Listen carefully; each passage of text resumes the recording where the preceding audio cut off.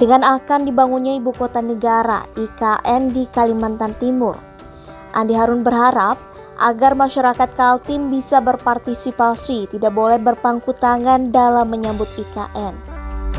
Hal ini disampaikan oleh Wali Kota Samarinda Andi Harun saat usai melakukan dialog Nusantara di The Bagios Cafe, Jalan Kiai Haji Abdul Rashid Samarinda. Dirinya menjelaskan, masyarakat Kaltim tidak boleh berpangku tangan dan harus memanfaatkan momentum yang penting dan strategis agar anak Kaltim bisa menjadi pemain kunci di IKN di masa yang akan datang.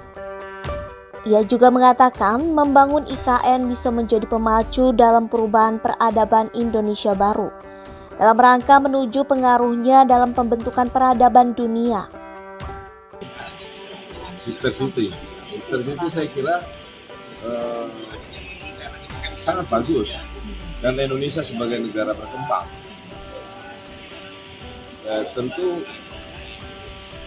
harus memperbanyak counterpart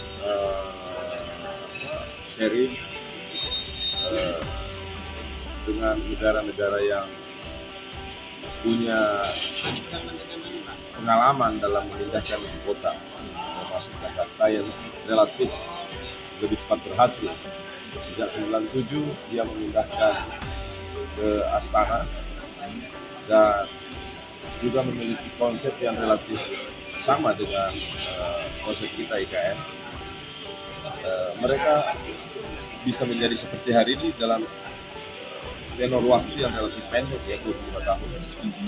Ya mungkin di waktu yang lain bisa juga mempelajari bagaimana Brazil, bagaimana Jepang, termasuk negara-negara di ASEAN seperti Malaysia. Semakin banyak referensi atas pengalaman banyak negara dalam memindahkan ibu kotanya, kita semakin matang, semakin lengkap untuk mempersiapkan IKN ini transisinya dari Jakarta ke Kaltim, termasuk dalam rangka mewujudkan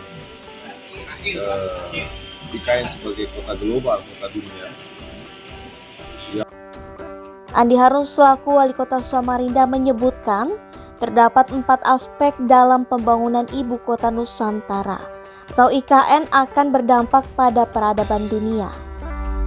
Dalam situasi pembangunan, menurutnya perlu dilakukan navigasi terhadap aspek-aspek penting yang menghasilkan dampak positif. Pertama, ia menyebutkan aspek kekuatan ekonomi. Menurutnya, Indonesia memiliki kekayaan sumber daya alam atau SDA yang tinggi. Sehingga, jika aspek kekuatan ekonomi ini digencarkan secara maksimal, tentu akan berdampak bagi peradaban dunia.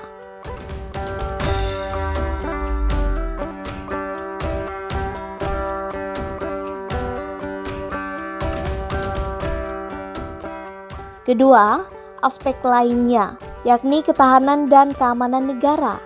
Andi Harun kemudian menyebutkan salah satu contoh ketahanan dan keamanan dari negara Amerika.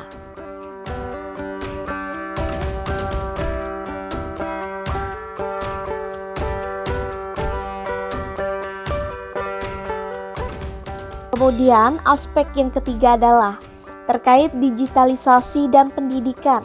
Ia menyebutkan bahwa hal ini tidak bisa diabaikan.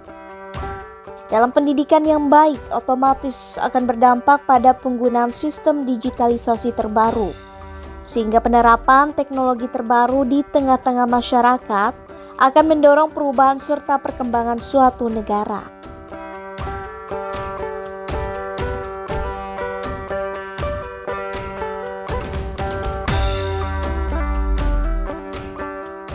Terakhir, ia menyebutkan terkait aspek budaya. Aspek budaya nantinya dapat mengambil peran dan berpengaruh bagi peradaban dunia. Karena budaya merupakan elemen paling cepat dan halus untuk mempengaruhi cara berpikir masyarakat di sebuah kawasan.